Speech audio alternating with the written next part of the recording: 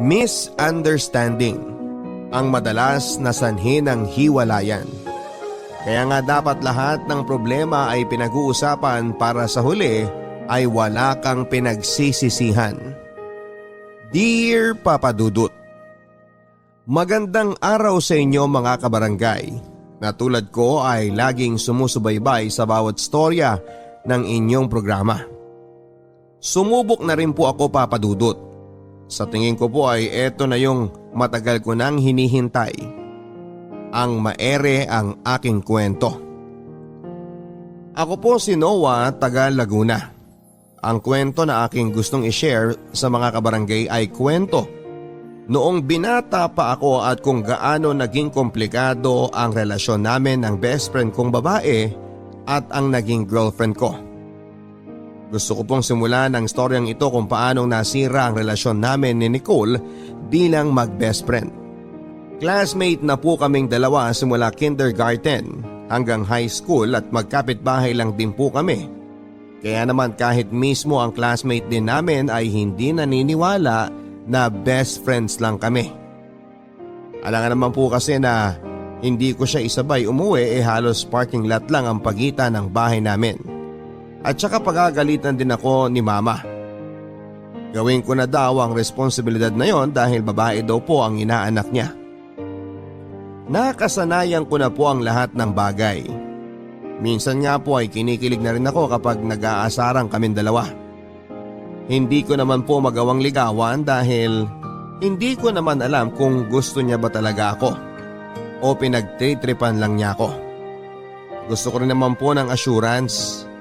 Masakit din po kasi ang mabasted. Mukhang hindi naman niya ako gusto. Dahil nung isang beses pa na pauwi kami ay meron siyang kinikwento sa akin na lalaki at ginawa na daw niya ang lahat pero hindi pa rin siya napapansin.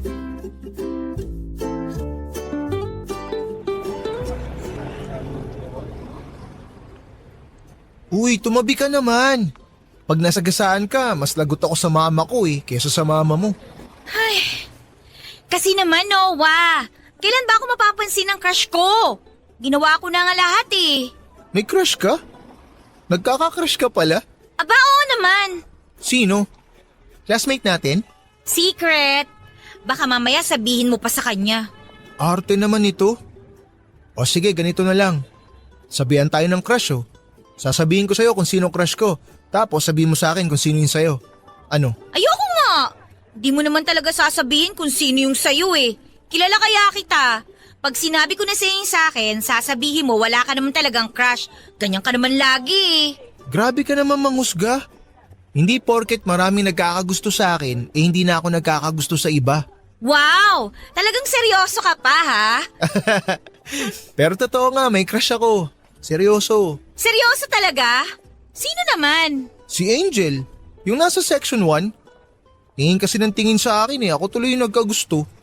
Pero maganda naman talaga siya Muse nga yun ng section nila Tapos first honor pa. Bakit? First din naman ako sa section natin O bakit naman napunta sa'yo? Di ba crush natin yung pinag-uusapan? Ang ibig kong sabihin doon, first din naman ako sa atin pero bakit hindi ako magustuhan ng crush ko? Paano mo naman nalaman na hindi ikaw yung crush? Bakit sinabi niya ba sa'yo? Oo, Sino raw? si Angel. Ha? Parehas kami ng crush? Lokong yun Uunahan pa ako? Huwag ka mag-alala, gagawa ako ng paraan para hindi siya mapunta kay Angel. Ano naman ang gagawin mo? Uunahan ko na yung crush mo. Liligawan ko na si Angel. Tapos, magpa-cute ka pa lalo. Titigan mo rin para ma-fall sa'yo.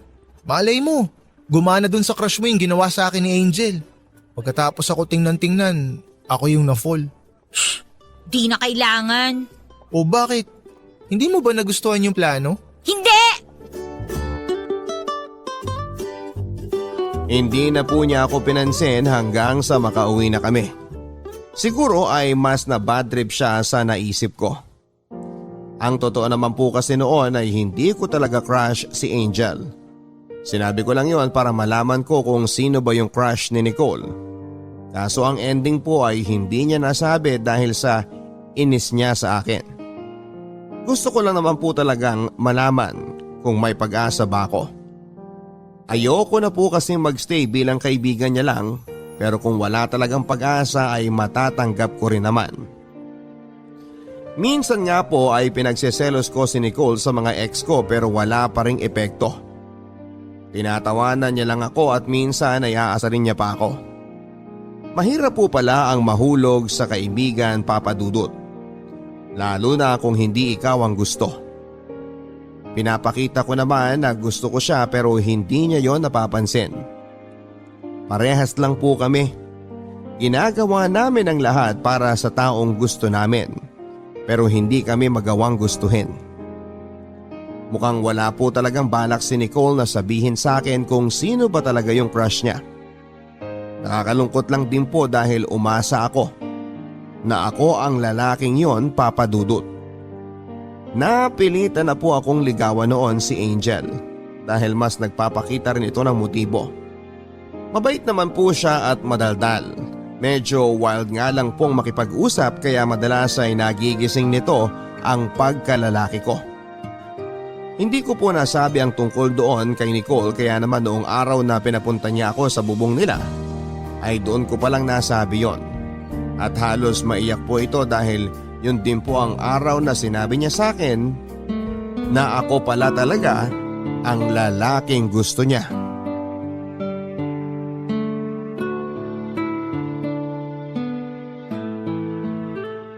Bakit ngayon mo lang sinabi sa akin na nililigawan mo na pala si Angel?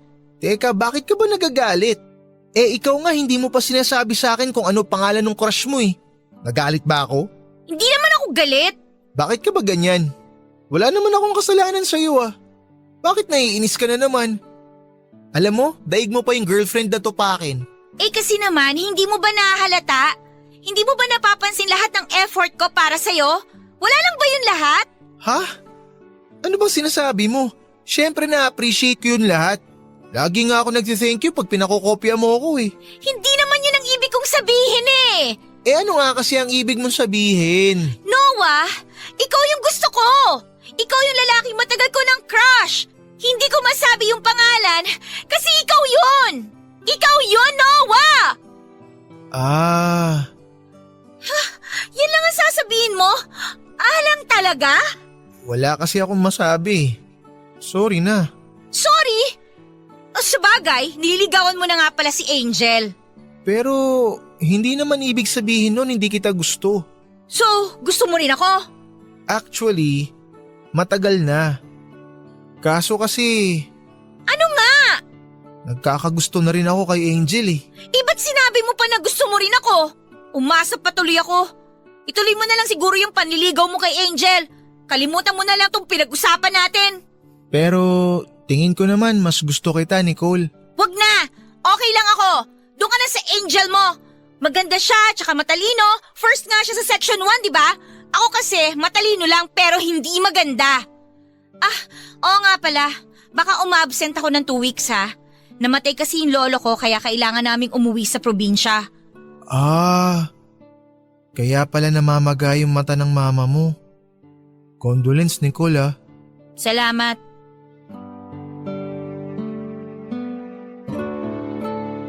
Wala na pong nagsalita pagkatapos naming mag-usap tungkol sa lolo niya. Pinakikiramdaman namin ang bawat isa kung sino nga ba ang puputol ng katahimikan. Pero dahil nga po natutorpe ako pagdating sa kanya ay sinabi ko na lang na mauna na ako. At iniwan ko siya sa bubong nila. Alam kong inis na naman siya sa akin ang mga oras na yon. Kung sinabi niya lang sana ng maaga na ako ang lalaking gusto niya, hindi sana ay wala kaming problema. Nasimulan ko na kasi ang ligawan si Angel kaya kahiyaan na ito. Gusto ko pa sanang damayan siya sa pagluluksa sa pagkawala ng lolo niya.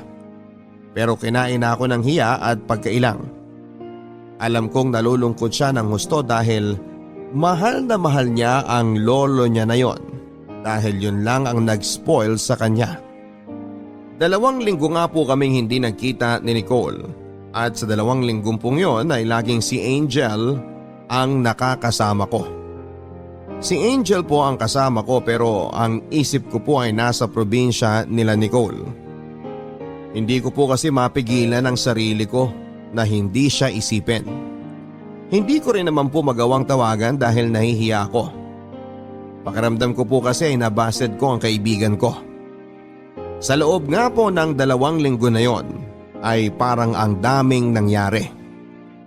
Sa tuwing kasama ko si Angel ay naglalaho talaga sa isipan ko si Nicole. Inaasar na rin kami ng mga classmate namin dahil nakita nila kami na magka-holding hands ni Angel noong ihatid ko siya pauwi sa bahay nila. Ang totoo po noon ay si Angel talaga ang humawak ng kamay ko. Siyempre gusto ko rin naman po yon, kaya mas hinigpitan ko ang pagkakahawa ko. Kaya kung may makakita po sa amin ay para talaga kaming magkasintahan. 2 araw po bago umuwi si Nicole ay naglakas ng loob na akong tawagan siya. Gusto ko lang po sanang kumustahin pero iba ang naramdaman ko nang marinig ko ang boses niya. Pakiramdam ko po ay nag-cheat ako kahit wala naman talaga akong karelasyon. Namiss ko po ang kaibigan ko, Papa Dudut. Hindi naman po ito ang unang beses na hindi kami nagkita ng matagal. Pero ito ang unang beses na namiss ko siya.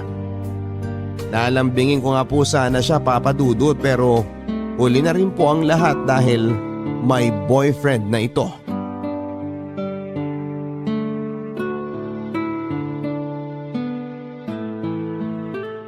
Oh, buhay ka pa pala. Grabe naman to. Siyempre naman. Naku naman, ang tagal ko na dito sa probinsya namin pero ngayon mo lang naisipang tumawag sa akin. Nahiya kasi akong tawagan ka. Baka kasi masama pa rin yung loob mo dun sa nangyari sa atin bago ka umalis dito. Di ba sabi ko kalimutan mo na yon? Ayoko nang pag-usapan pa yon. Okay, sorry na.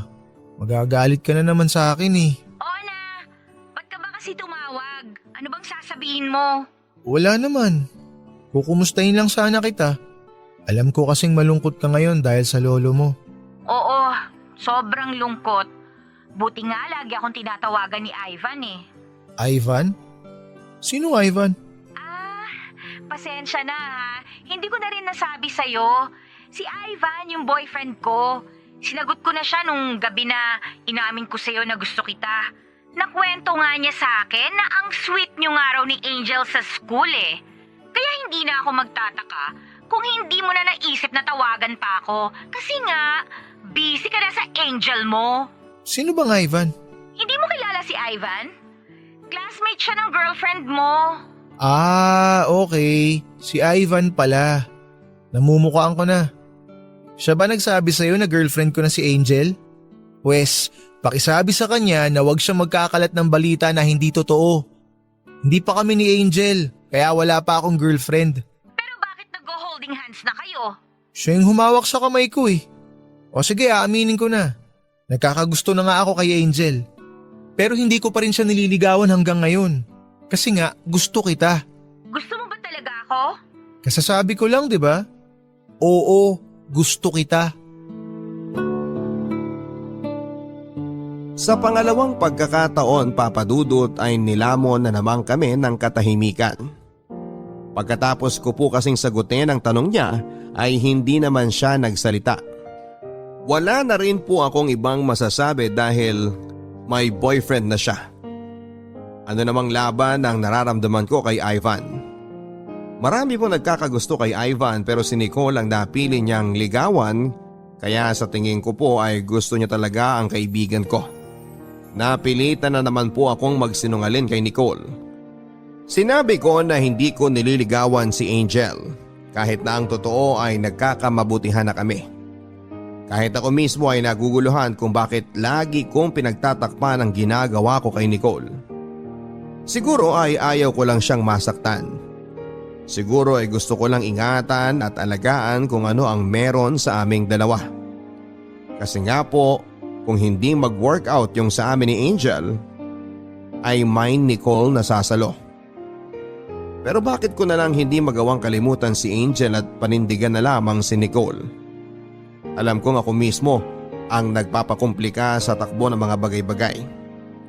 Litong-lito na rin ako, Papa Dudut, pero bakit hindi ko makuha ang lakas ng loob na kailangan ko? Hindi ko lang siguro gusto na makita na masaktan ang isa sa kanila. Kinabukasan po ng araw na yon ay tinawagan ako ni Angel at pinapunta sa bahay nila. Wala siyang kasama kaya nagpasama siya sa akin. Galit na galit pa rin po ako sa sarili ko. Dapat kasi ako ang nagko-comfort kay Nicole kaya naman binuhos ko ang lahat ng galit ko noong may nangyari sa amin ni Angel sa mismong kwarto nito. Madalas pong magpakita ng motibo si Angel kaya po nung araw na yon ay pumatol na ako. Pero nahimasmasan po ako noong maramdaman kong virgin pala ito. Nagtaka po ako kung bakit binigay yon sa akin ni Angel, Papa Dudut. Hindi po nakapasok si Angel kinabukasan dahil para daw siyang nilalagnat pagkatapos noong may mangyari sa amin. At yun naman po ang pasok ni Nicole sa school. Pinaramdam ko na naiinis ako sa nangyayari sa amin at hindi ko siya pinapansin, Papa Dudut. Wala pong klase sa isa naming subject, kaya naman po tumambay ako sa isang bench sa school namin. At tinabihan ako doon ni Nicole. Hindi ko pa rin siya noon pinapansin kahit na magkatabi kami. At siya po ang bumasag sa katahimikang namamagitan sa aming dalawa.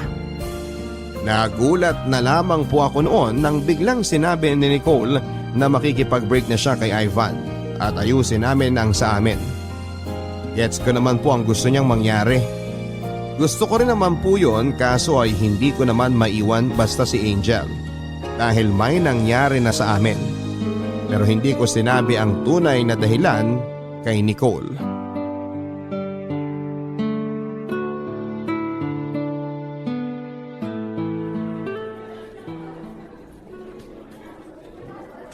Makikipaghiwalay na ako kay Ivan. Narinig ko kung paano kayong dalawa ni Angel pagkwentuhan ng mga kaklase natin. Ang totoo naman talaga, dapat ako ang nasa posisyon ni Angel, 'di ba? Tayo naman yung totoong nagkakagustuhan eh. Sila lang naman yung panakip butas. Nasasaktan lang tayo pareho kaya naghanap tayo ng iba. Sabi mo sa akin nung tumawag ka, ako talaga yung gusto mo. Kaya makikipaghiwalay na ako kay Ivan. Ayusin natin yung sa atin. Gagawin mo ba talaga yung mga sinasabi mo? Paano naman si Ivan? Hindi mo ba siya naisip? Pwede naman siya mag-move on na lang eh.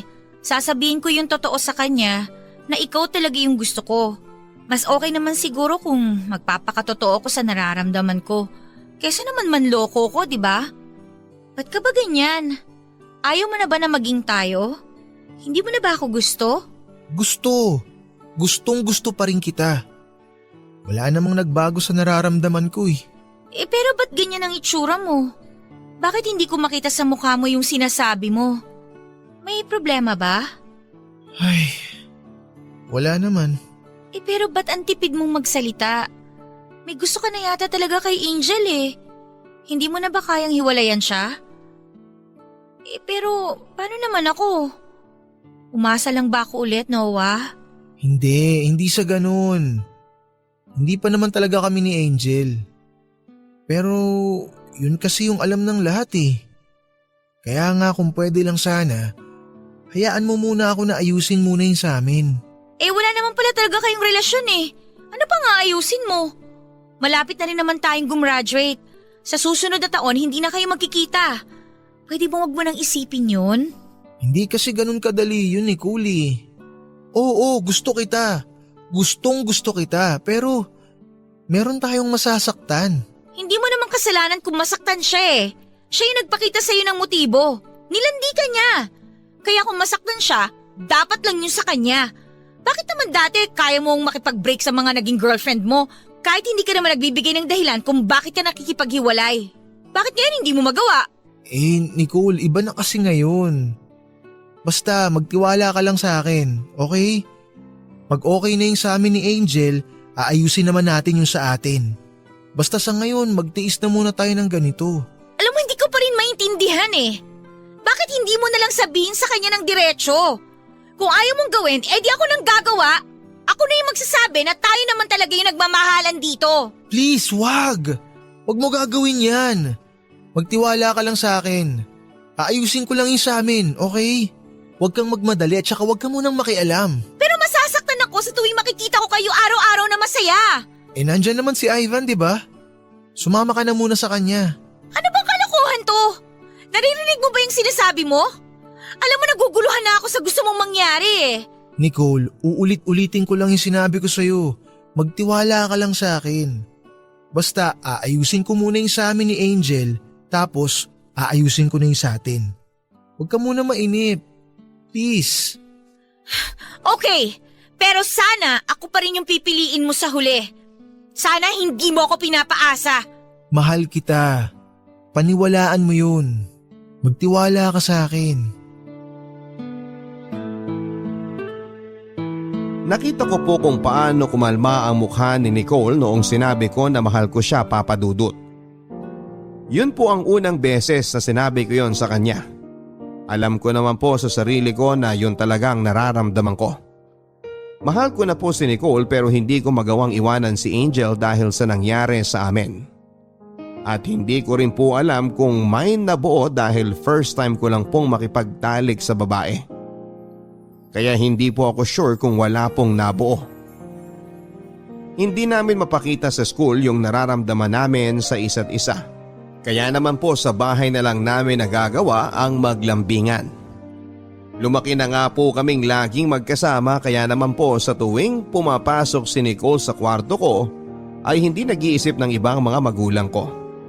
Doon lang po namin nagagawang yakapin ang isa't isa dahil walang ibang makakakita sa amin. Aaminin ko, Papa Dudut, na may malakas na kuryente akong nararamdaman tuwing napapadikit ako kay Nicole. Bagay na pinipigilan ko tuwing magkasama kami sa kwarto. Alam kong nasasaktan si Nicole sa tuwing nakikita niya kami ni Angel na magkasama sa school. Parehas lang naman po kami dahil nanggigigil po ako sa tuwing inaakbayan siya ni Ivan. Wala din naman po kaming label ni Nicole kaya hindi ko rin masabi na girlfriend ko siya. Mahirap po ang sitwasyon namin dahil pag-aawayan pa namin minsan ni Nicole ang ganong bagay. Nahihirapan din po kami dahil nakakaselos po talaga ang ganong klase ng setup.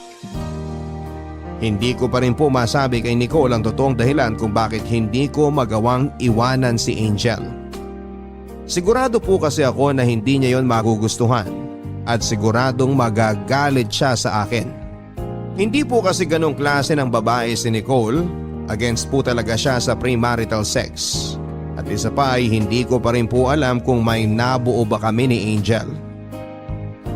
Halos gumuho po ang mundo ko, Papa Dudut. Sinabi po kasi sa akin ni Angel na parang may iba siyang nararamdaman sa sarili niya. Lagi daw po siyang naghahanap ng pagkain at laging nahihilo. Hindi ko po talaga alam kung anong gagawin ko. Bastang sigurado lang po ako ay yun na rin ang katapusan ng pagmamahala namin ni Nicole. Dahil hindi ko naman pwedeng iwan sa ere si Angel kung buntis nga ito.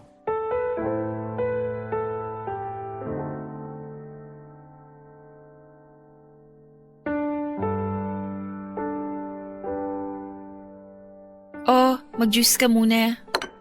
Salamat. Ang sweet mo naman. Baliw. Siyempre bisita kita, alangan namang tubig lang ipainom ko sa'yo. May juice naman. Galit agad? Di naman.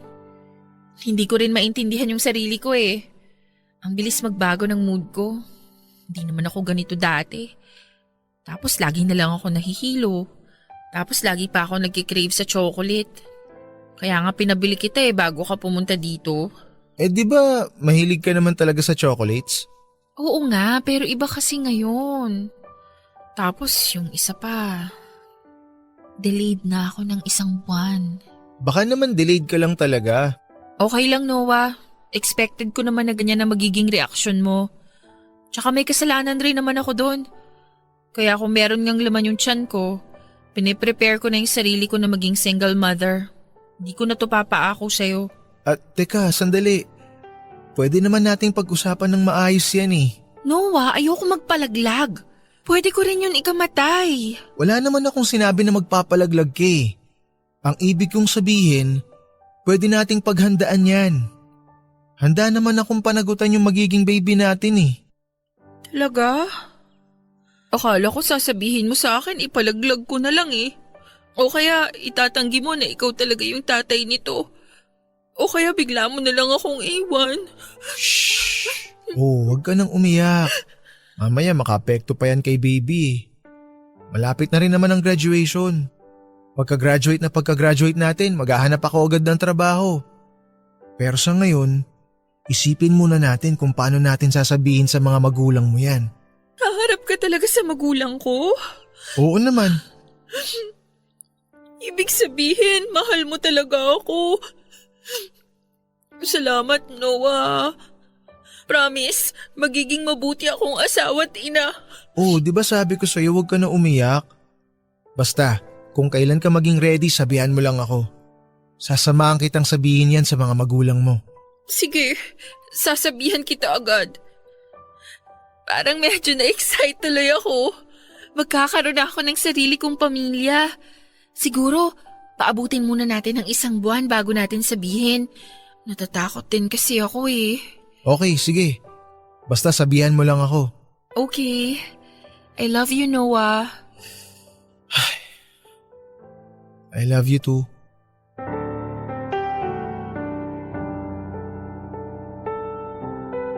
Labag man po sa kalooban kong sabihin na mahal ko siya ay wala na po akong magagawa. Kailangan kong iparamdam sa kanya yon dahil ayokong maapektuhan ang magiging baby namin. Para po akong lutang na naglalakad pa uwi sa amin. Hindi ko pa rin lubos maisip na magiging tatay na ako.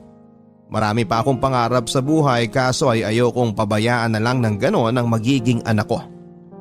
Kaya naman po kailangan kong mag-decide ng tama at alam ko na tama ang naging desisyon ko. Sa school po ay mas lalong naging clingy si Angel. Halos ayaw na pong umalis sa tabi ko. Tinitingnan ko ang ekspresyon ng mukha ni Nicole sa tuwing nagkikita kami habang nakakapit sa braso ko si Angel. Hindi niya po kasi yon ginagawa kay Ivan dahil ayaw niya po na makita ko yon. Dahil ayaw niya daw po ako na magselos. Hindi ko po tuloy maiwasang masaktan kapag naiisip ko na kailangan kong piliin si Angel. Pinag-awayan na nga po namin ni Nicole yon. Grabe daw kung makakapit sa akin si Angel. Wala na po akong masabi sa lahat ng sinabi niya kaya naman po niyakap ko na lamang ito ng mahigpit at hinalikan sa noo. Katulad po ng dati ay binalot na naman kami ng katahimikan. Wala na namang nagsalita sa amin pagkatapos noon. Hindi ko po alam kung may iniisip na palang plano si Nicole. Kinabukasan po noon ay Sabado. Wala po kaming pasok. Pinapunta po niya ako sa isang restaurant at nagulat po ako noong nandun din si Angel. Gets ko na po kaagad kung ano ang gustong mangyari ni Nicole. Pero kabaligtaran po ang nangyari. Dahil yun pa po ang naging dahilan para sabihin ko na mahal ko si Angel sa mismong harapan niya.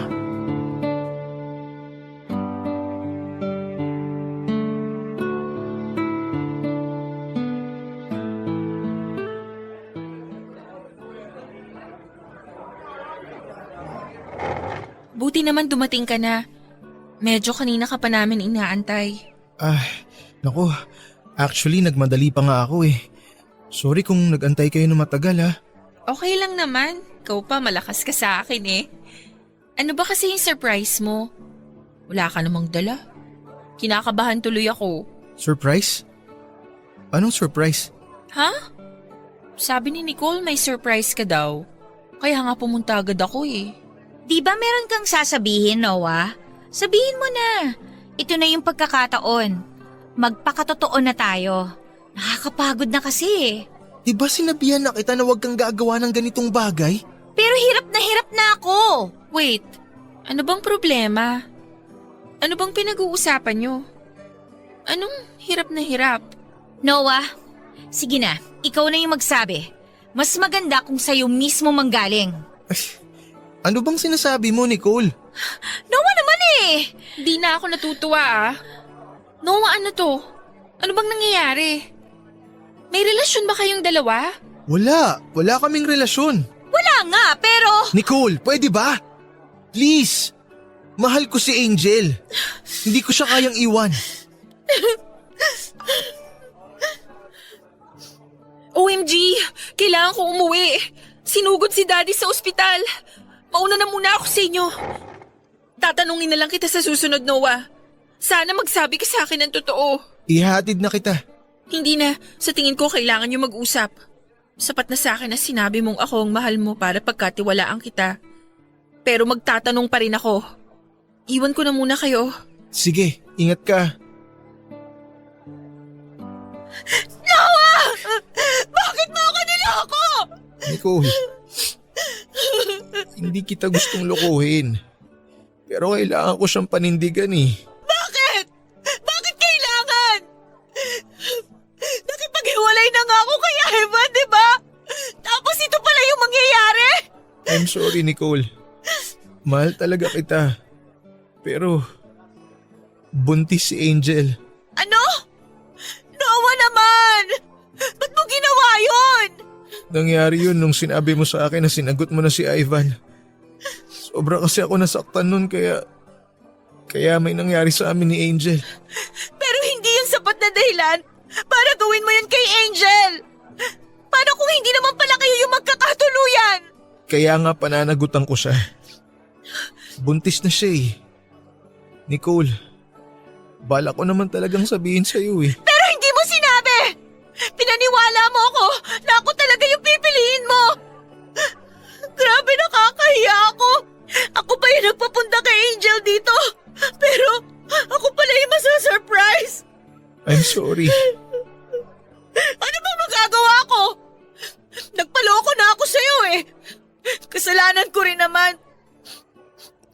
Hindi ko na kaya, Noah. Parang gustong bumagsak ng katawan ko. Uwi na rin ako. Naiwan po akong mag-isa noon, Papa Dudut. Hindi ko na rin po siya pinigilan dahil ayoko nang madagdagan pa ang sakit na nararamdaman niya. Gulong-gulo ang isipan ko at parang gusto ko na lang din po na matulog ng isang buong araw at yung tipong wala talagang gisingan. Hindi ko naman gusto na mangyari ang ganito. Sadyang naipit lamang ako kaya kinakailangan ko talagang mamili. At bilang lalaki alam kong tama ang tatahaking kong landas. Hindi na kami nag-usap ni Nicole pagkatapos ng nangyari sa resto. Tinatanong din po ako ni Mama kung bakit daw po hindi na pumupunta si Nicole sa bahay namin. Wala naman po akong masagot kay Mama kaya po siya ang nag-isip ng dahilan. Siguro daw po ay nagka-girlfriend na ako kaya nagselos daw po si Nicole. Medyo tama naman po si Mama pero hindi na po ako sumagot noon. Nakita ko kung paano sinuyo ni Ivan si Nicole. Mukha naman pong gusto talaga siya ni Ivan. Sana lang po ay matulungan siya nitong mag-move on sa nangyari. Sa pagkakaalam ko po kasi ay hindi nagbigay ng maayos na dahilan si Nicole kung bakit niya ito hiniwalayan. Naawa pa rin po ako sa kanya dahil umasa talaga siya na siya ang pipiliin ko. At habang tinitignan ko po silang dalawa ay napaisip ako. Paano pala kung delayed lang talaga si Angel? Absent po ulit si Angel dahil nasa ospital pa rin ang daddy niya. Ang sabi niya sa akin ay papasok na lang daw siya kinabukasan at hahabol na lang sa na-discuss noong araw na yon. Hindi naman po ako kinilit ni Angel tungkol sa nangyari sa resto. Medyo nagtaka rin po ako. Dahil kung ibang babae yon ay malamang ay hindi yon nakatulong hanggat hindi nalalaman ang totoo. Hindi ko po hinintay na tanungin niya ako tungkol doon. Kaya naman po ay ako na ang pumunta sa bahay nila. Nakangiti po si Angel noong pinagbuksan ako ng pintuan. Kakauwi lang din po ng daddy niya galing sa ospital at hindi na rin naman po bago sa pamilya ni Angel na makita ako doon dahil ilang beses na akong pumunta sa bahay nila. Dahil ang alam po nila ay nililigawan ko si Angel.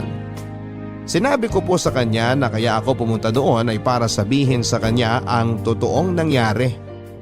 Pero ang nangyari po ay siya ang nagpaliwanag sa akin.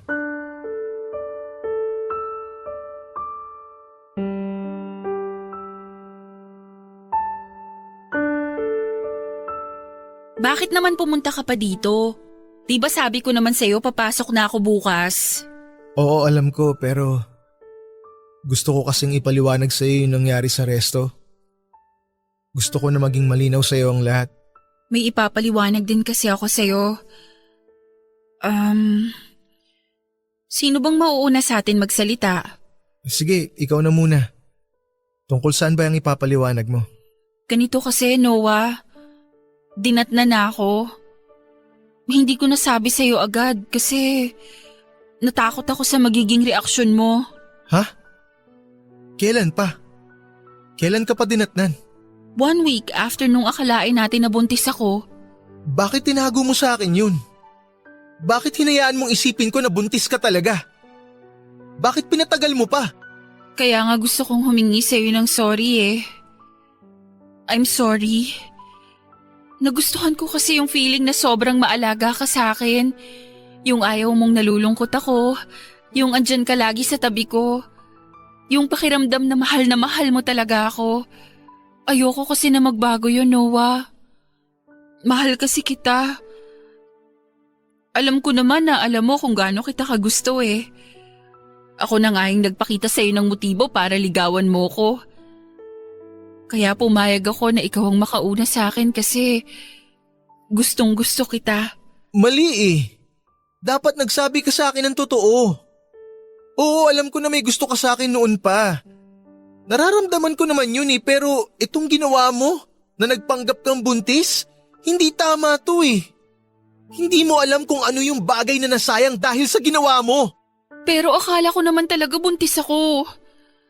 Pero ayoko lang kasi na naiwan mo ko pag nalaman mo na yung totoo. I'm sorry. Pero kung gusto mo na akong iwan, kung gusto mo na makipaghiwalay, hindi kita pipigilan. Malaya kang makakaalis sa buhay ko. Sana lang sinabi mo sa akin ng mas maaga. Hindi naman ako magagalit kung sinabi mo sa akin agad eh.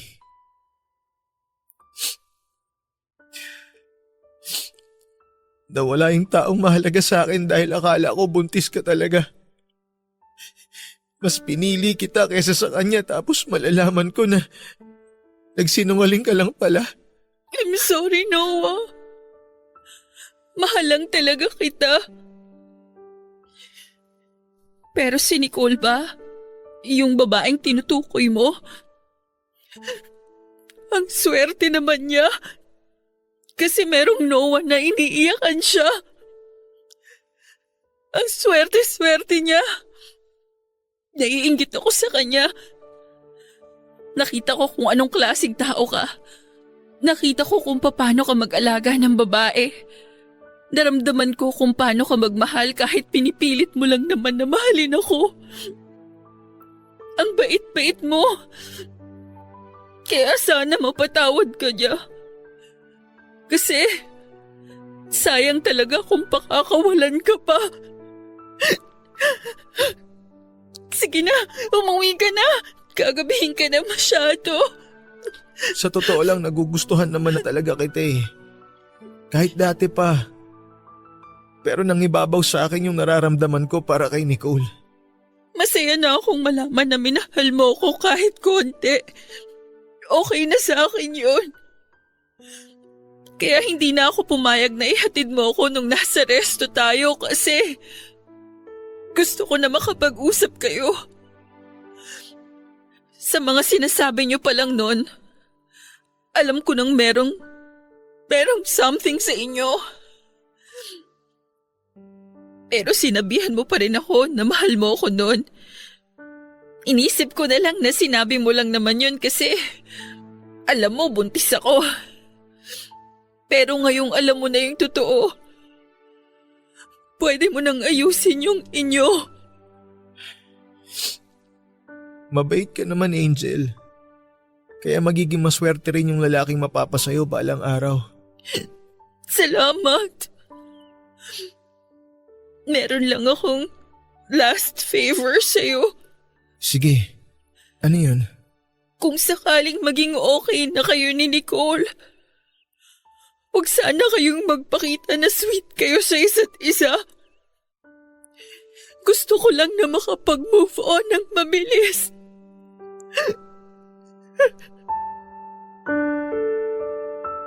Halos mag-aalas 10 na ng gabi nang makauwi ako sa amin. Tumanggi na po akong maghapunan kina Angel. Nahiya na po kasi ako kaya naman gutom na gutom akong nakauwi sa amin.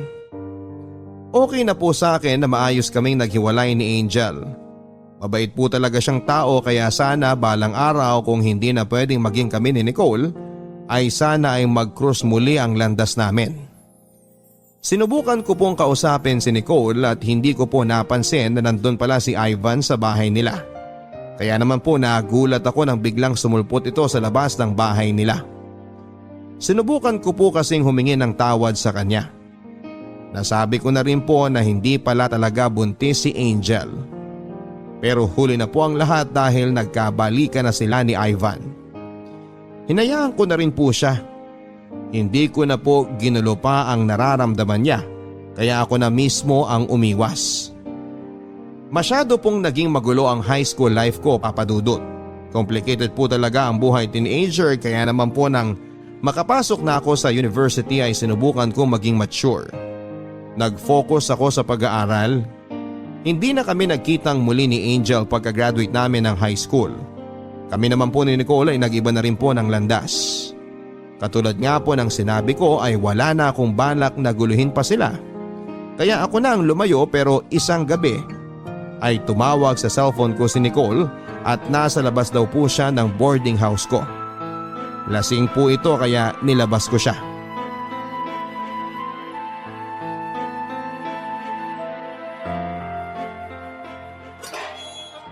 Nicole, ano bang ginagawa mo dito?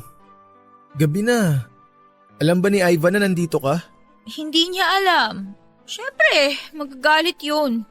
Ano ba kasing ginagawa mo dito? Tapos lasing ka pa. College na ako, no?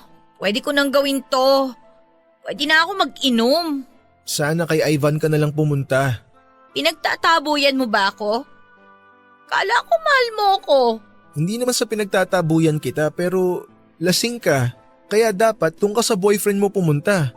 Mag-aalala yun sa'yo. Tapos kung ano-ano pa yung sinasabi mo sa akin ngayon. Ayoko nga, bakit ba? Sabi mo dati mahal mo ko. Di mo na ba ako mahal ngayon? Ha? Dahil ba kay Angel? Bakit ka ba nagkakaganyan? Ano ba yung sinasabi mo? Matagal na kaming hindi nagkikita ni Angel. Dahil kasi sa Angel na yan, kaya nagkagulo-gulo tayo eh.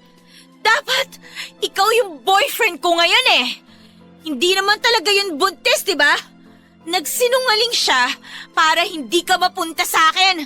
Malanding yon. Nicole, matagal na yun. Tsaka huwag ka magsalita ng ganyan kasi hindi mo naman talaga alam kung ano yung nangyari. Hindi mo naman alam kung anong klaseng tao si Angel eh. Ang akala talaga namin nun buntis siya. Pero bakit hindi ka bumalik sa akin? Inantay pa rin kita. Kasi kayo na ulit ni Ivan nun kaya hindi na ako nang gulo. Pero ikaw yung gusto ko.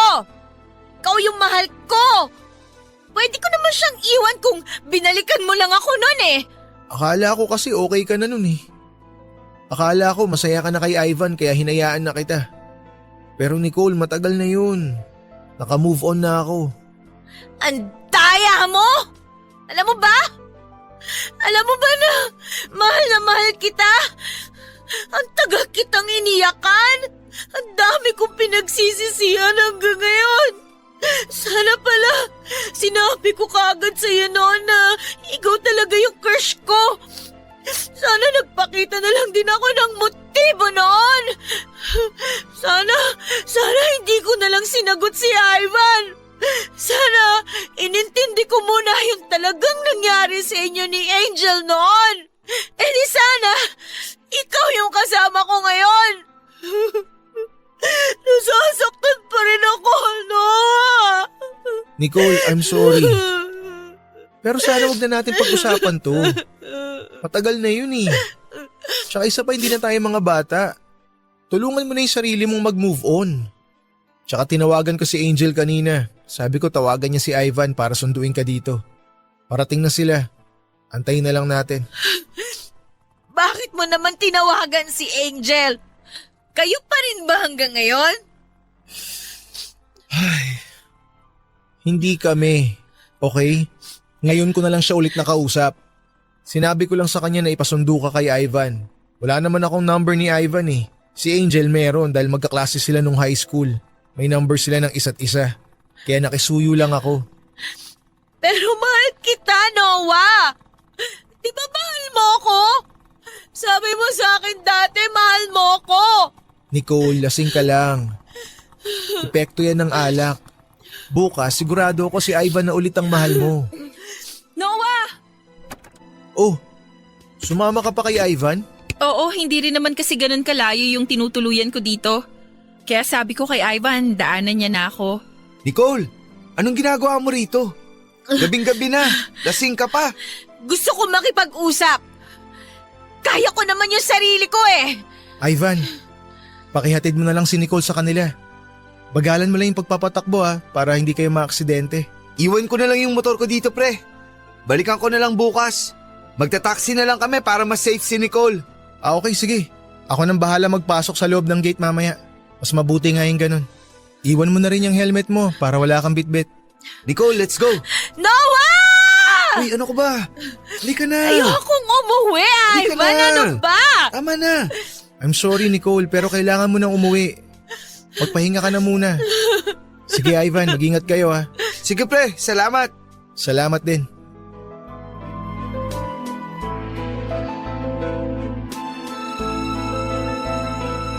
Naawa po ako kay Nicole, Papa Dudut. Hindi ko akalain na hindi pala siya nakakapag-move on pa sa nangyari noon. Napaisip din po ako sa mga sinabi noon ni Nicole na kung napag-usapan lang sana namin, agad ang nangyari noon ay malamang ay siya pa rin ang kasama ko hanggang sa ngayon. Pero masaya na rin naman po ako sa buhay ko ngayon kahit na wala akong love life. Mas okay na po kasi yon dahil mas nakakapag-focus ako sa pag-aaral. Nagpaiwan noon si Angel at dahil gabi na nga po noon ay hindi ko na siya pinauwi. Sa boarding house ko siya nagpalipas ng gabi pero doon po siya sa kama at sa sahig naman po ako natulog. Halos nagkwentuhan lang naman po kami noon buong gabi. 2 years din po kasi kaming hindi nagkita ni Angel at maganda po doon ay may feelings pa rin po siya para sa akin. Single naman po siya kaya walang masama kung liligawan ko ulit siya. Narinig po ng may kapal ang panalangin ko na sana balang araw ay mag-cruise muli ang landas namin. Matagal po ang tinakbo ng relasyon namin bago kami nagpakasal. Tulad po ng inaasahan ay napaka maarugang asawa at ina ng babaeng dapat ay pakakasalan ko noon. At siya rin palang pinakasalan ko talaga. Ngayon po ay may 2 na kaming anak ni Angel at masayang namumuhay bilang isang masayang pamilya. Yan po ang kwento ng aking buhay pag-ibig, Papa Dudut.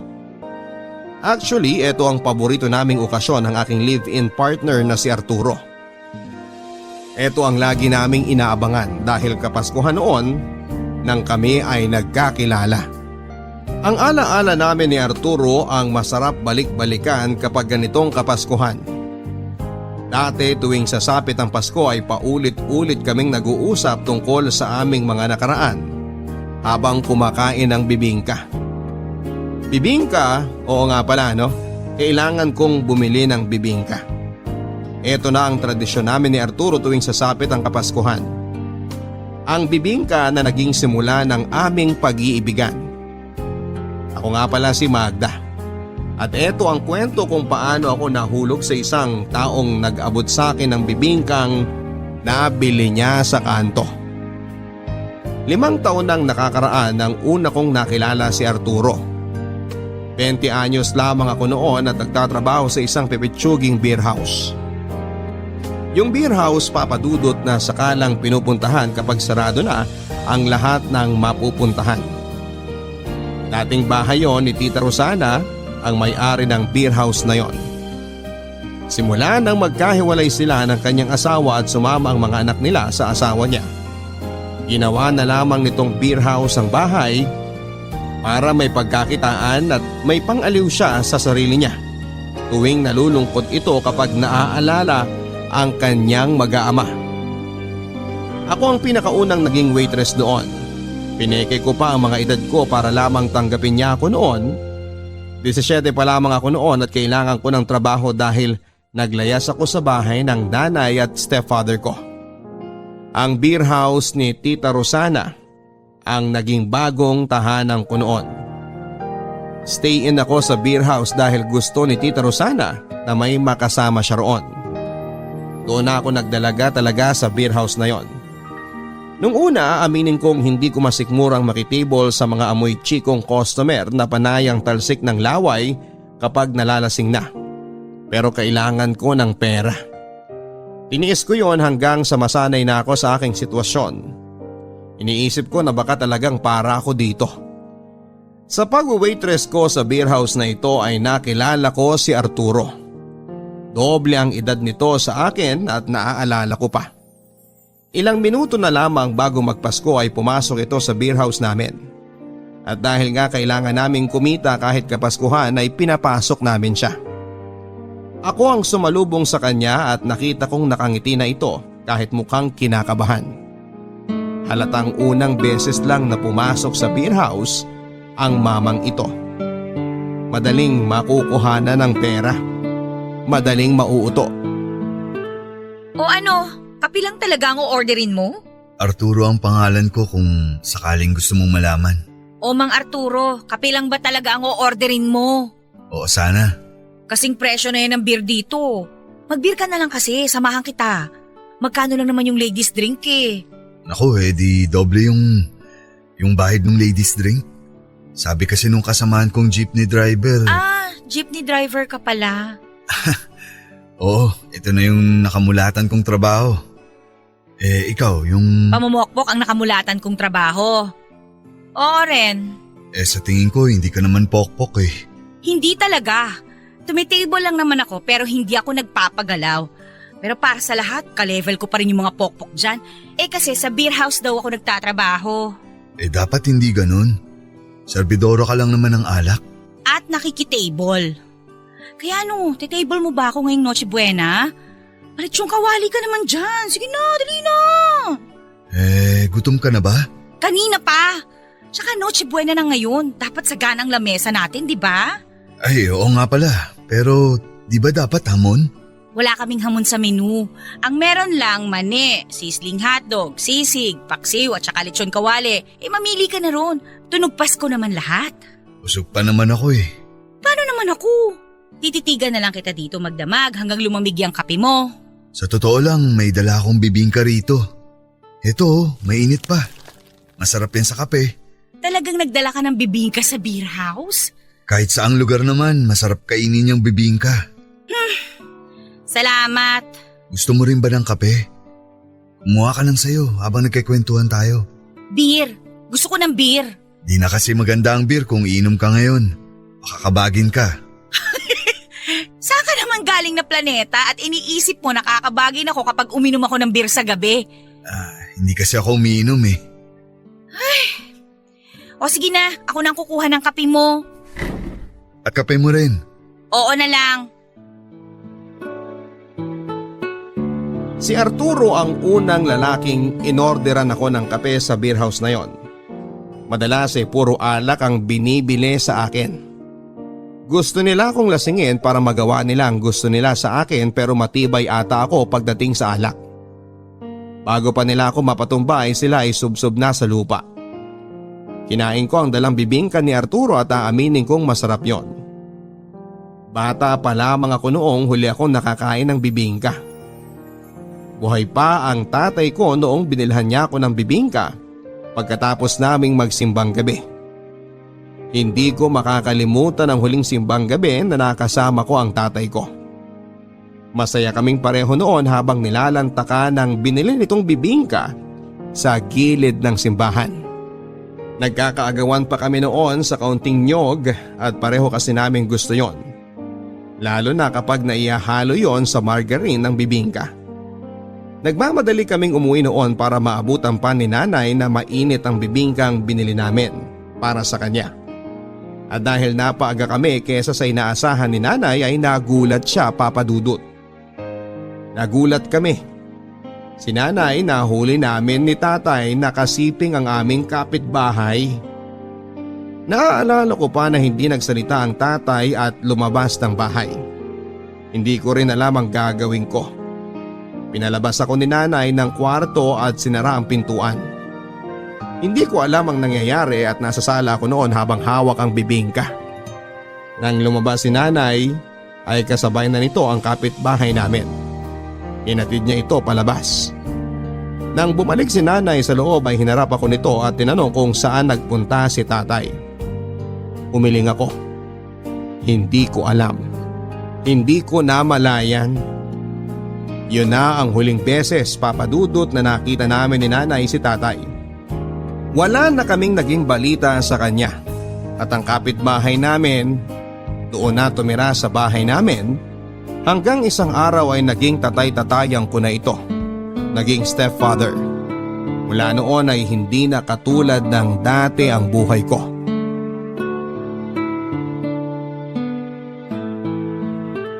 Nagustuhan mo ba yung bibingka? Mas masarap sana kung may maalat. May itlog na pula yan. Di mo ba natikman? Ang ibig kong sabihin sa maalat, lechong kawali man lang sana o kaya naman mani o kaya sisling hotdog. Hindi itong bibingka, panghimagas to eh. Pasensya ka na ha. Mahilig lang kasi talaga ako sa bibingka. Yan talaga ang madalas kong binibili kahit di nga Pasko eh. Ako ang gusto ko sa Pasko, makatikim ng lechong kawali. Wala rin kasi akong pera eh. Magda ang pangalan ko. Magda. Diretsahan na to ha. Pag magte-table ka, asahan mo nang magpapabili ang ite-table mo ng ladies drink o kaya naman pulutan. Maramihan ako kung umorder. Kailangan maramihan para kumita ang beer house na to. Tsaka may ipasahod sa akin. Naiintindihan mo ba yon? Magkano ba ang kailangan mo? Maraming pera! Hindi kasi kalakihan ng pera ko eh. Jeepney driver lang ako. Magkano ba ang kinita mo ngayon? Sapat lang para sa akin at para sa… Sa asawa mo? Wala na akong asawa. Anak? Hindi kami nabiyayaan. Saan pa napupunta yung iba mong pera? Dun sa mga batang kapitbahay ko. Nakakaawa kasi. Kaya tumutulong ako para may pangkain sila. Paano naman ako? Gutom din naman ako, hindi ba ako nakakaawa? Hayaan mo, sa susunod dadalan ulit kita ng bibingka. Ay, wag mo na akong umain sa bibingka ha. Dala mo ako ng pera.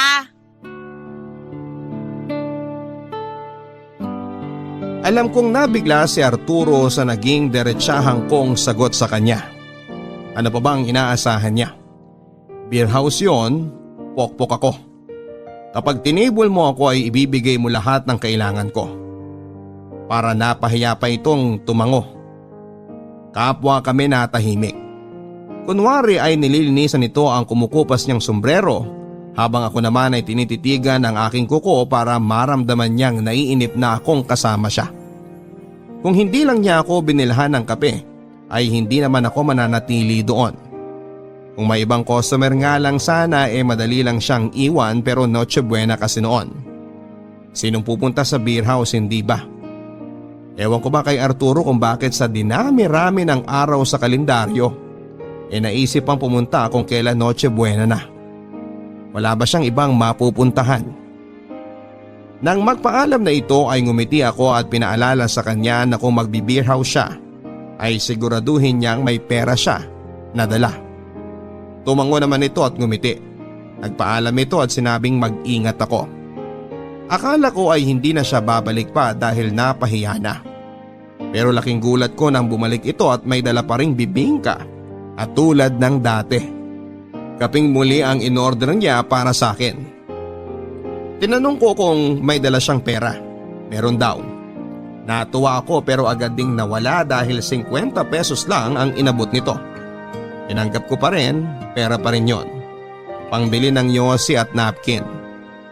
Ayos na rin kesa wala. Naging madalas ang pagpunta ni Arturo sa beer house. Wala itong ibang pinupuntirya kundi ako. Madalas na ako niloloko ng mga kasamahan ko at sinasabing sugar daddy ko raw ito. Ang sabi ko ay paanong sugar daddy 50 pesos lang ang naibibigay nito. Sugar daddy yung asukal sa bibingka lang ang matamis na ibinibigay nito. Gusto ko sanang iwasan ito Papa Dudut pero hindi ko magawa dahil nga sa customers are always right. Saka lagi nakabantay si Tita Rosana. Ayaw nitong may customer na napapabayaan kahit kuripot pa. Saka sa totoo lang ay hindi rin naman ako madalas na naititable.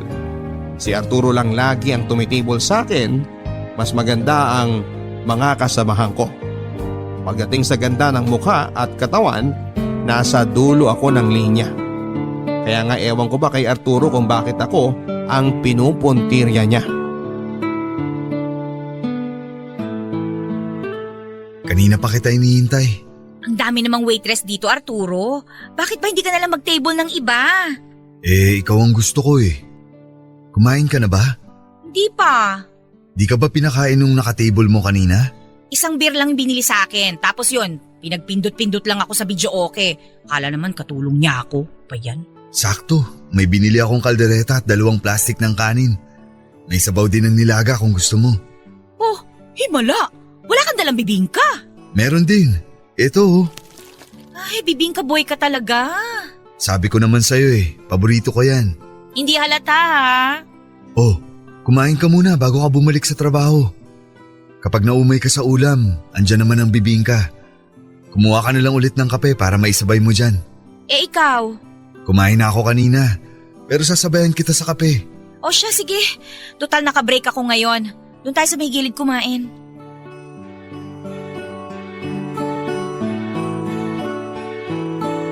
May naging asawa na si Arturo. Ayon sa kwento niya, 5 taon silang magkarelasyon bago sila ikasal. Ito ang unang GF niya. Isang mananahi at hindi sila nagkaroon ng anak dahil may diferensya ang babae. Tinanggap na lang nila yon at nakontento na lamang sa pagbibigay ng pagkain sa mga batang nangangailangan tulad ng kanilang kapitbahay. Masaya naman silang dalawa, Papa Dudut. Kontento na lang sa piling ng isa't isa. Kahit wala na raw silang maging anak ay ayos lang basta't magkasama sila. Pero mukhang pati yon ay hahadlangan pa ng kapalaran.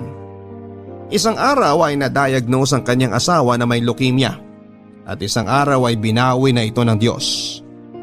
Doon napunta lahat ng ipon nilang mag-asawa. Naubos sa pagpapagamot na nauwi rin sa wala.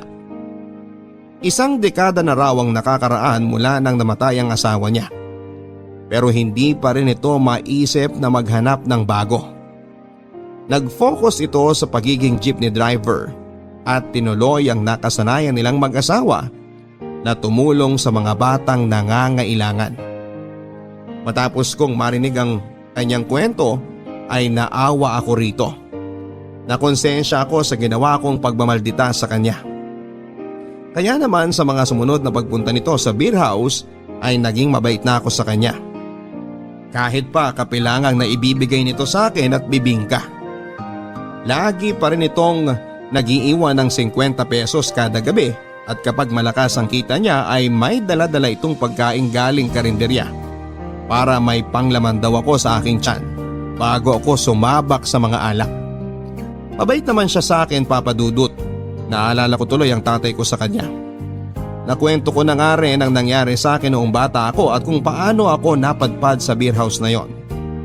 Mas dumoble tuloy ang awa nito sa akin. Dinalasan nito ang pagdalaw sa akin kahit alam kong pagod ito mula sa biyahe niya at nagpupuyat itong samahan ako kahit alam niyang maaga pa siya kinabukasan.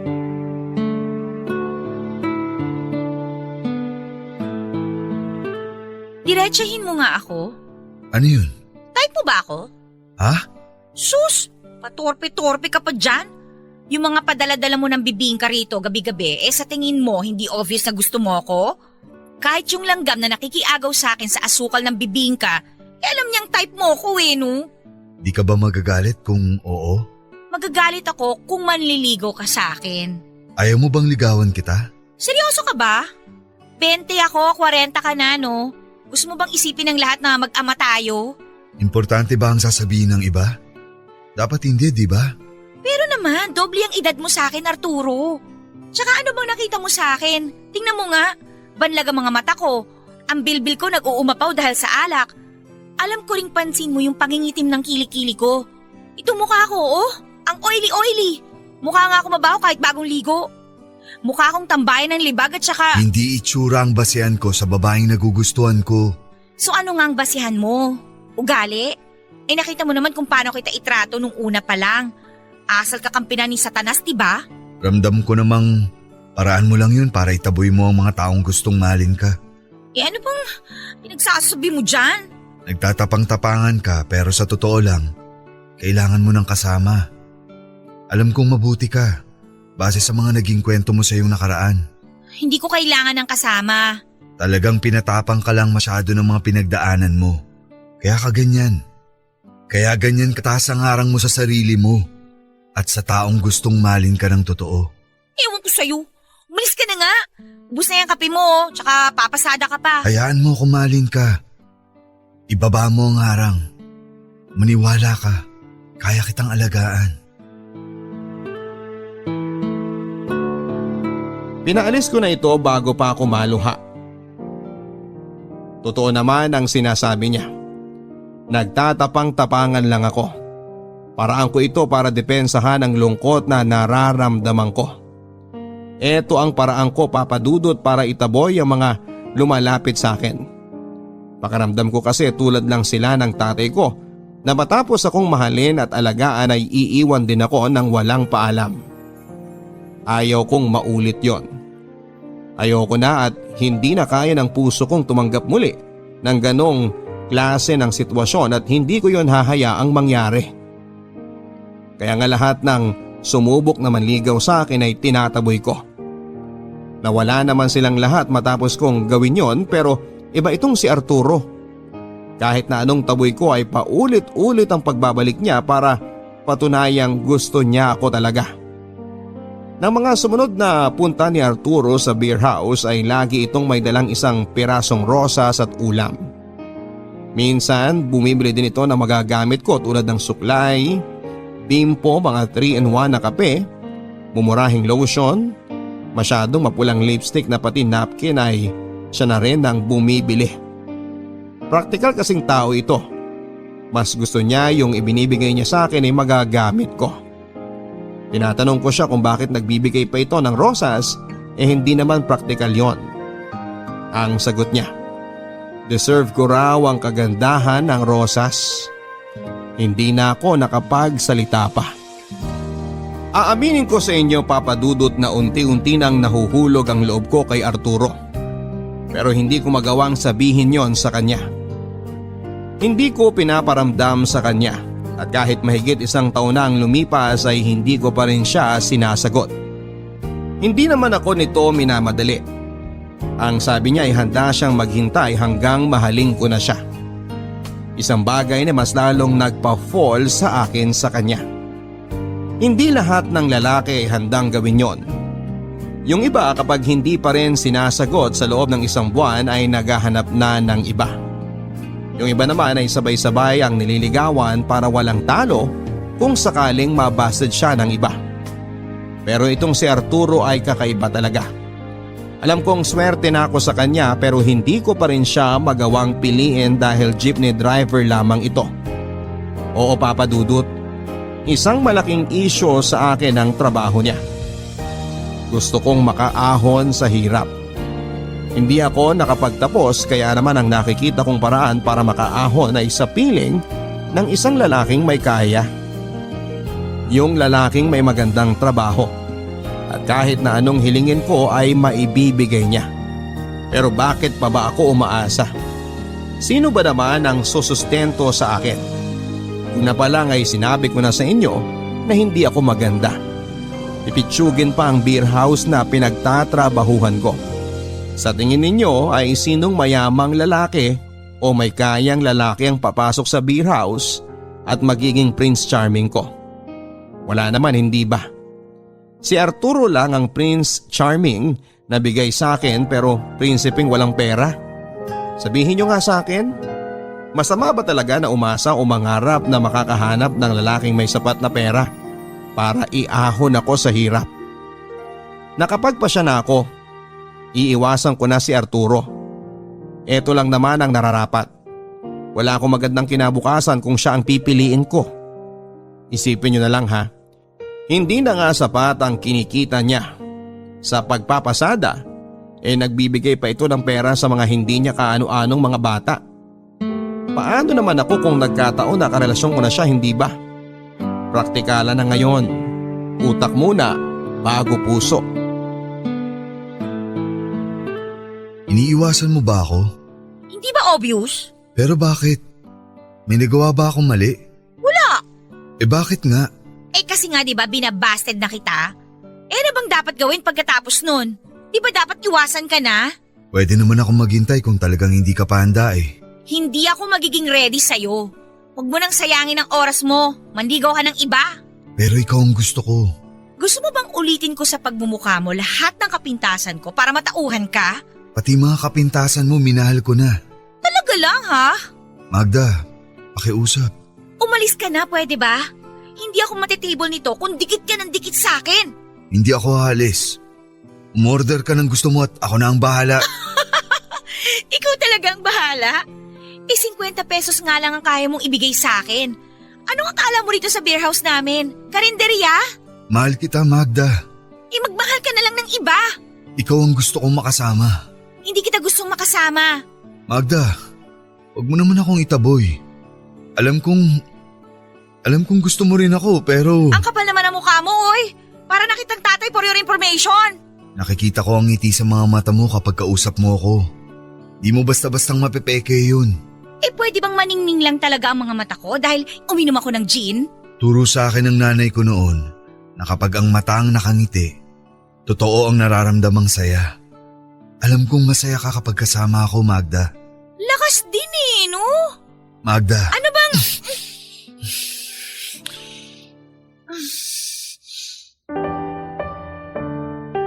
Hinalikan ako ni Arturo at hindi ako pumalag. Hindi ako nakapalag dahil alam kong yon ang gusto ko. Gusto kong hinahalikan niya ako.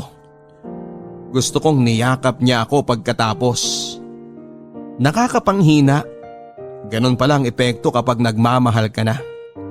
Hindi makakapagsinungaling ang naging galaw ko at reaksyon ko sa ginawa ni Arturo. Nang matapos ako nitong halikan ay naramdaman kong namula ang aking pisngi at hindi ako halos makatingin sa kanya. Nakangiti ito sa akin na para bang nanalo sa loto. Napatunayan kasi nitong gusto ko rin siya at para hindi ako lalong mabuko pa sa aking nararamdaman ay pinaalis ko na ito. Sumunod naman siya kasabay ng pangako na bukas ay babalik siya. Ilang minuto bago ang Noche Buena ay dumating si Arturo tulad ng pinangako niya. May bit-bit itong bibingka. Tulad nung una ko siyang nakita. Bago ang suot nitong pulang polo na tinernuhan ng kupas at lumang maong. Bago rin ang pabango nito. Nakangiti itong lumapit sa akin at binigay ang bibingka. Hindi ko alam ang magiging reaksyon nun.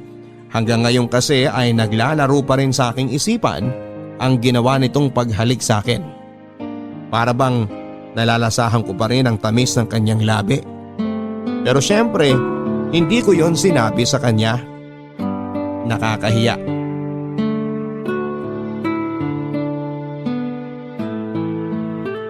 Bumalik ako. Alam ko. Di ako nakatulog kagabi kakaisip sa labi mo. Tumigil ka nga. Kahit ang labi mo nagsasabing gusto mo rin ako. Masyado kang nag-iilusyon. Pwede bang tigilan mo na yan? Magda, mahal kita. Kung natatakot ka pa rin magtiwala, naiintindihan ko. Pero di ibig sabihin nun titigil na ako. Mahal kita at gagawin ko ang lahat para mapatunayan sa'yo na pagdating sa akin, wala kang magiging problema. Walang problema? Problema mo nga lagi pera eh. Paano mo ako mabubuhay kung sakali?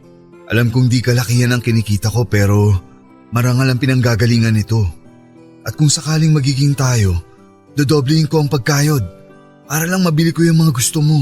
Kahit doblehin mo pa ang kayod mo, hindi pa rin magiging sapat kasi… Kasi jeepney driver lang ako? Magda, kaya kitang buhayin. Kaya kong ibigay yung mga gusto mo. Pagsisikapan ko.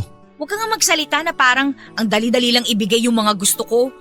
Bakit kaya mo ba akong bilhan ng mga damit, sapatos, pabango, tsaka bagong cellphone? Di ba hindi? Pagsisikapan ko. Puro pagsisikapan hanggang 50 pesos nga lang ang kaya mong ibigay sa akin. Nag-iipon kasi ako para may pagkunan ako kapag may ipapabili ka kung sakaling magiging tayo. At kapag nagsama na tayo. Inaaya mo ba akong mag-live-in? Kung papayag ka. Alam mo, ikaw… Papayag ka ba? Oo! Hindi ko alam kung ano ang sumanib sa akin para pumayag na makipag-live-in kay Arturo. Hindi ko rin alam ang sumanib sa akin kung bakit ko siya sinagot noong Noche Buenang yon. Pero ang alam ko ay naging masaya ako sa naging desisyon ko. Pinagsaluhan namin ang bibingkang dala nito kahit tubig lang ang aming naging panulak. Walang customer noon sa beer house at hinayaan lang kami ng mga kasamahan ko sa trabaho na makapag-date na dalawa. After namin kumain ng bibingka ay inaya ako nitong maglakad-lakad sa labas. Panayang yakapan naming dalawa habang pinagpaplanuhan ang nalalapit kong paglipat sa bahay niya. Gusto rin itong umalis na ako sa beer house na yon at pumayag ako. Hindi ko alam ang magiging buhay ko sa piling ni Arturo, pero gusto kong magtiwala sa kanya. Alam kong hindi niya ako pababayaan at alam kong mahal niya ako. Mahal ko rin siya. Napatunayan ko yon nang kalimutan ko ang mga kakulangan niya. Napatunayan ko yon kahit alam kong hindi niya maibibigay lahat ng kailangan at gusto ko. Mahal ko si Arturo, Papa Dudut.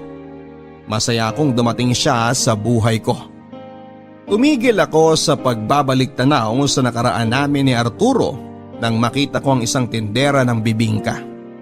Malayo pa lamang ay amoy na amoy ko na ang nakasalang na bibingka. Napangiti ako. Tulad ng binabanggit ko sa inyo ay tradisyon na talaga namin ni Arturo ang kumain ng bibingka tuwing sasapit ang Kapaskuhan. Ito ang madalas naming kinakain habang ang lahat ay naghahamon at nagkekeso de bola. Kontento na kami sa ganito. Hindi ko nga rin alam kung bakit ako nakontento na lamang sa ganito samantalang dati ay mataas ang pamantayan ko kapag makikipagrelasyon. Pero noong nakilala ko ng mabuti si Arturo, sapat na sa akin na kasalo siya sa bawat bibingkang nabibili namin sa kanto. Matapos akong bumili ng bibingka ay nagtungo ako sa simbahang malapit sa pinagbilhan ko ng bibingka. Gusto ko lang magpasalamat sa lahat ng mga nangyari sa akin nitong nakaraan hanggang sa kasalukuyan. Habang papasok ako ay muli na naman akong nagbalik tanaw sa naging pagsasama namin ni Arturo.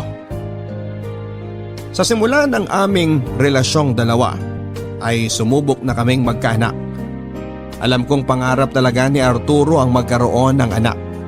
Gusto ko rin namang ibigay yon sa kanya dahil alam kong minsan ay pinagkait yon ng Diyos sa kanya. Gusto ko siyang maging masaya dahil wala itong ibang ginawa sa akin kundi ang pasayahin ako sa araw-araw. Lahat ng kailangan ko ay ibinibigay niya. Kahit na hindi niya kaya ay pipilitin niya. Minsan nga ay nahihiya na rin ako magsabi sa kanya ng kailangan ko o gusto ko dahil alam kong gagawan niya ng paraan kahit mahirapan pa siya. At ayokong mahirapan siya. Ayon sa kanya ay gusto lang daw nitong tuparin ang pinangako niya sa akin noong sinagot ko siya na habang kapiling ko siya.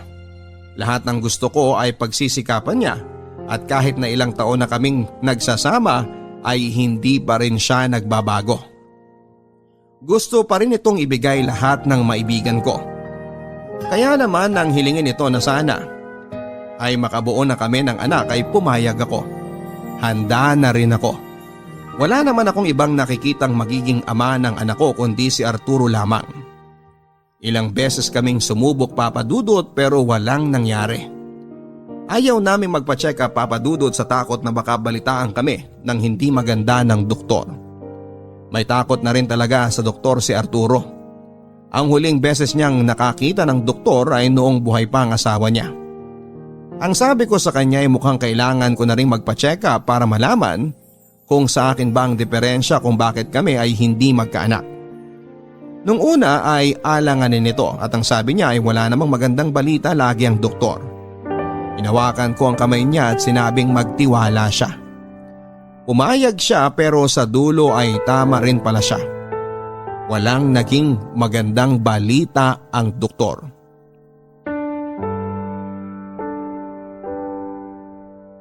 Sorry. Saan? Dahil hindi kita mabibigyan ng anak. Di mo kailangang humingi ng tawad. Di mo kasalanan yun. Pero alam kong dun ka magiging masaya. Oo, magiging masaya nga ako kapag may anak tayo. Pero hindi naman ibig sabihin nun na hindi ako masaya ngayon. Masaya ka pa rin ba kahit tayong dalawa lang? Masaya ako kahit tayo lang. Paano na to? Anong paano na to? Tayo lang dalawang magkasama. At kontento na ako kahit tayo lang. Ikaw, masyado ka mabait eh. Huwag ganyan. Sinasabi ko lang naman ang totoo. Ako naman tong malungkot. Hindi ko mararanasan maging ina. Pero pwede kang maging ina para sa iba. Ano ibig mong sabihin? Gusto mo bang ituloy natin ang naudlot naming ginagawa ng yumao kong asawa? Pero wala na yung mga kapitbahay mong bata, di ba? Umalis na sila dyan. Di lang naman sila ang mga batang pwedeng tulungan. Marami pa dyan. Nakakalat kung saan-saan. Bakit ang buti mong tao? Mabuti ka rin naman. Pero hindi kasing buti mo. Di dapat gawing kompetensya ang pagiging mabuti. Bukas, pwede tayong gumawa ng palamig at tinapay para sa mga palaboy na bata. Pwede kang sumama kapag papasada ako. Tabi ka sa akin. Abutan mo yung mga batang makikita natin sa daan. Gusto ko yung plano mong yan. Kung di tayo pwedeng magkaroon ng sarili nating anak na bubuhayin, tulungan na lang nating mabuhay ang mga batang lansangan na nakikipaglaban pa rin.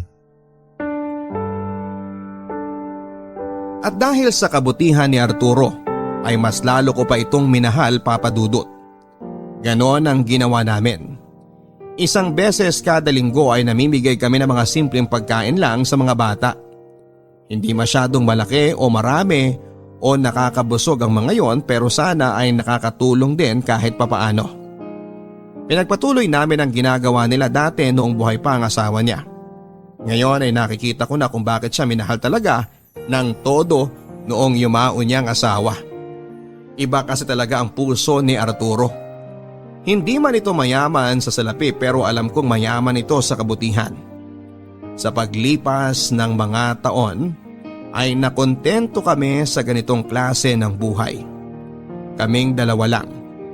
Bago pumutok ang haring araw sa umaga ay gising na ako para ipagluto si Arturo ng almusal at baon niya sa tanghali. Inaasikaso ko ito.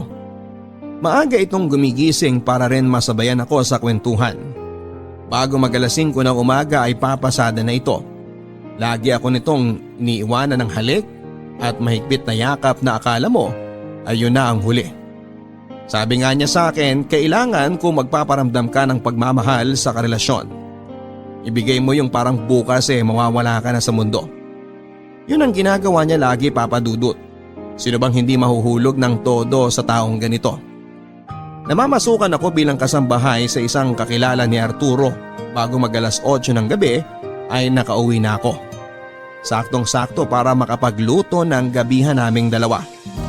Minsan kapag nahuhuli ako ng uwi ay kumakain na lang kami sa karinderya. Yun na tuloy ang naging date naming dalawa. Nagtatawanan kami habang nagkwekwentuhan kung ano ang nangyari sa mga araw namin. Walang humpay na saya. Yon ang alam ko sa pagsasama naming dalawa. Kapag uuwi na ay dadaan muna kami sa bakery na bukas at bibili ng kahit na anong tinapay para pangdagdag sa aming almusal. Sa aming pagtulog na dalawa ay lagi niya akong kinakantahan hanggang makapikit na ang aking mga mata. Sinisigurado nito na mas nauuna akong makahimbing sa pagtulog para raw mabantayan pa niya ako. Nasabi ko naman sa inyo na tuwing sasapit ang Kapaskuhan ay tradisyon na naming mag-asawa ang bumili ng bibingka para pagsaluhan pagkatapos naming magsimbang gabi.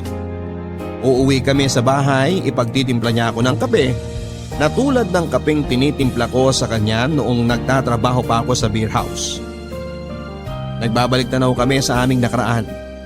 Paulit-ulit lang kami sa pagkikwento tungkol sa una naming pagkikita hanggang sa ligawan niya ako. Pero ewan ba namin kung bakit hindi nakakasawang pakinggan yon taon-taon. Ganon siguro talaga kapag gusto mo ang mga ala-alang binuo niyong dalawa. Kahit na ilang ulit niyo pang balikan, parang sariwa pa rin ang lahat.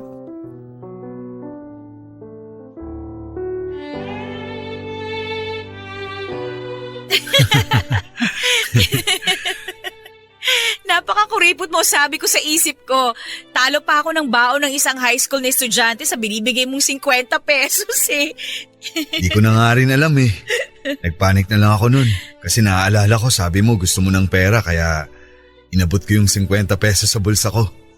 Eh tinanggap mo naman. Kaya sabi ko baka okay na yun. Siyempre, tatanggapin ko yun. Mukha kaya akong pera noon. At tinanggap mo ang pag-ibig ko. Kahit hindi pa ako mukhang seryoso noon. Mahal kita. Alam ko naman yan. Pasensya ka na kung tayong dalawa lang ang magkasama ha. Yan ka na naman eh. Sabi naman sa yung ayos lang ako. Kontento na ako sa ganito. Magda, handa ka ba? Handa saan? Pakasalan ako. Pakasalan? Papakasalan mo ko? Nung isang taon nag-ipon ako pambili ng singsing mo. Nakita ko yung babagay sa'yo, kaya lang Ano? Kaya lang nabili na eh. Pero may parating daw. Baka sa susunod na buwan. Umorder na ako. Eh di wala kang singsing para sa pagpapropose mo. Ayos lang ba kung itong bibingka na lang muna ang ibigay ko sa'yo? Habang hinihintay nating dumating yung singsing mo. Di na kasi ako makapaghintay pa ng isang buwan. Gusto ko nang malaman ang sagot mo kung… Oo! Payag ka na maging asawa ko? Oo nga! Oo! Kahit nyog lang ng bibingka yan, oo, pakakasalan kita!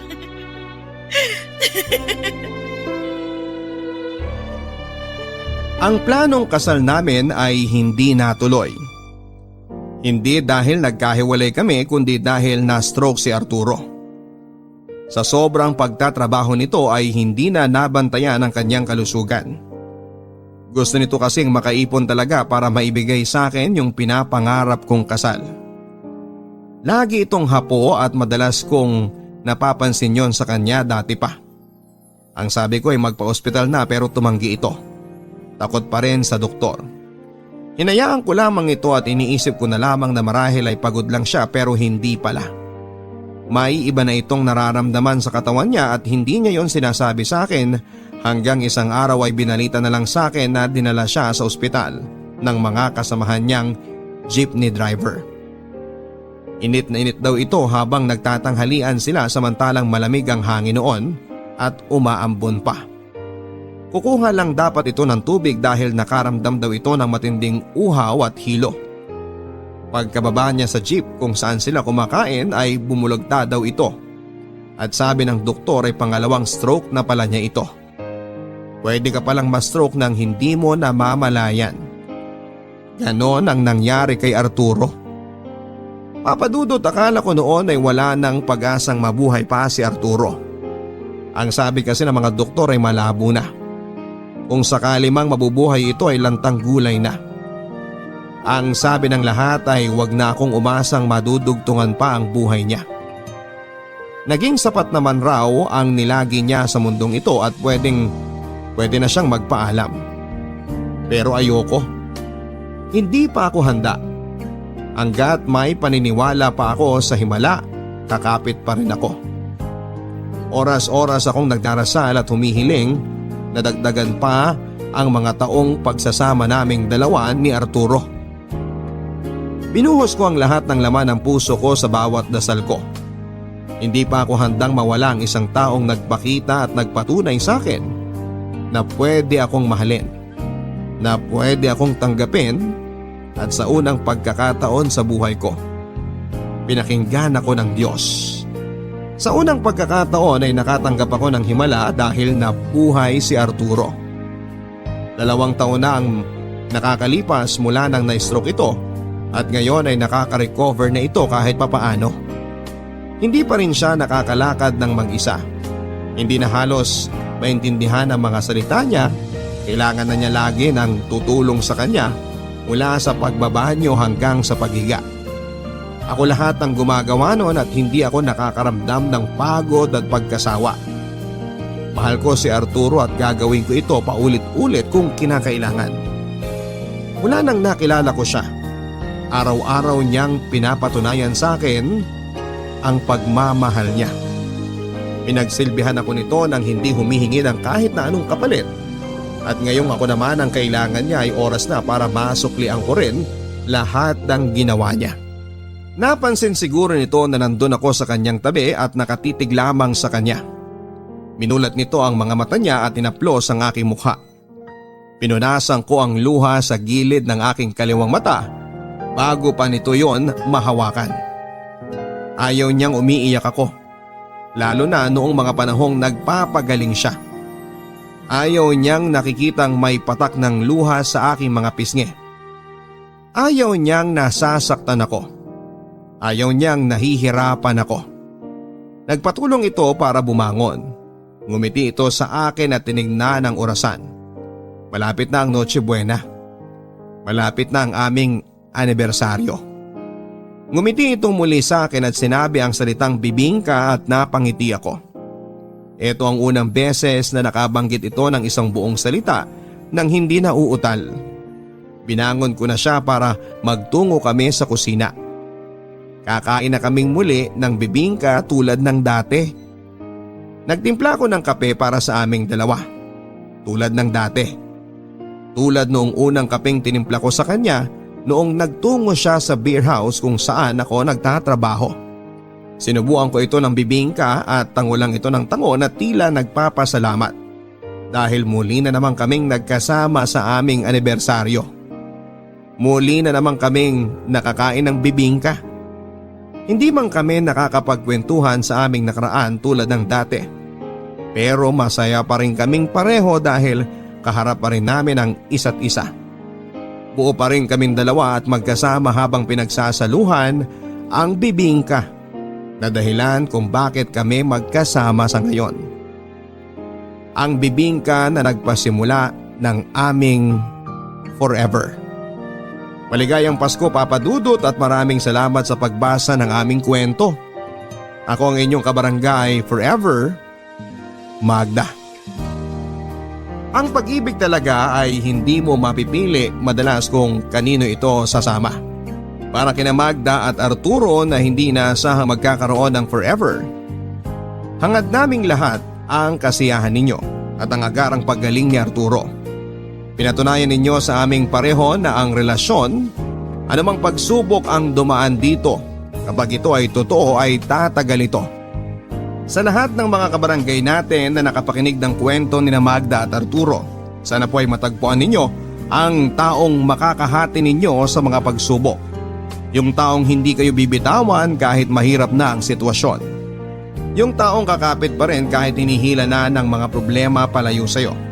Sa lahat ng mga kabarangay natin na may katulad na kwento ni Magda at Arturo, puno man kayo marahil ng pagsubok ngayon. Pero hangad namin na malampasan nyo yan at hangad namin yan ang maging dahilan para mas lalo kayong tumibay. Sa lahat ng mga kapuso natin na sinusubok ang kanilang sitwasyon at relasyon, pumapit lang kayo. Malalampasan din yan. Makakatawa at makakangiti kayong muli sa dulo. Makakapagpasalamat kayo dahil hindi kayo nagpatalo sa mga problemang naibato sa relasyon ninyo. Hanggang sa muli mga kapuso, ako po si Papa Dudut.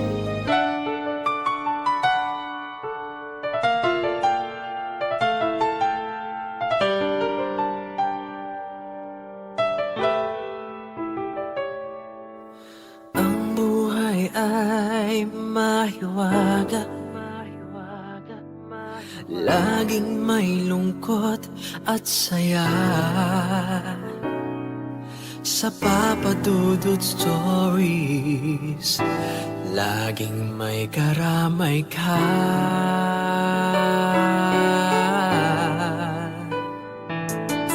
Mga problemang kay bigat, dito ay pakikinggan ka. Sa Papa Dudut Stories, kami ay iyong kasama. Dito sa Papa Dudut Stories, ikaw ay hindi nag-iisa.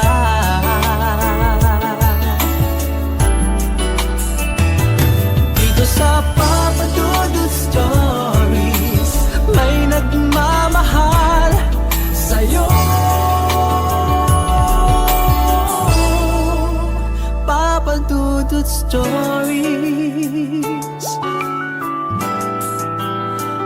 Papa Dudut Stories.